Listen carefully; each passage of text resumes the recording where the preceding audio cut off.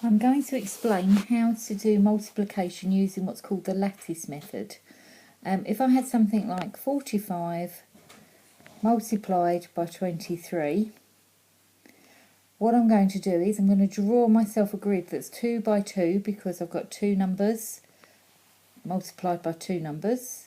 So draw a grid like this, and then on that grid, this is really quite important, is you do diagonal lines, but you do them from right to left along your grid so that you split each square into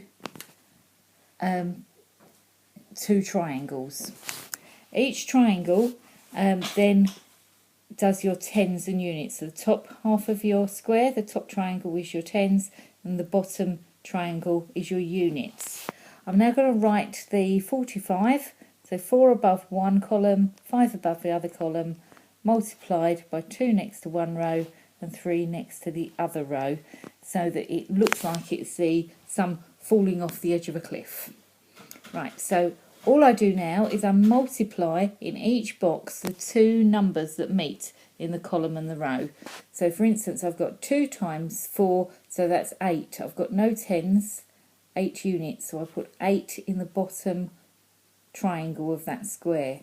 I've then got 2 times 5, so this time I've got 10, so I've got 1 10 and no units, so I've written the 10 diagonally across its box. Underneath I've got 4 times 3, which is 12, so 1 in the top part of the box, 2 in the bottom, and then 5 times 3, which is 15, so 1 in the tens, 5 in the units.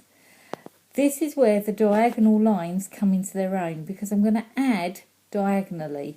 So in this diagonal I've only got 5, so 5 comes down here. In this diagonal I've got 0, 1 and 2. So 1 add 2 add 0 is 3. So I'm going to put my 3 down. And in the last diagonal that I have any numbers in, I've got the 1, 8 and 1, which is 10. So I put that there, and my answer is 1035. Right.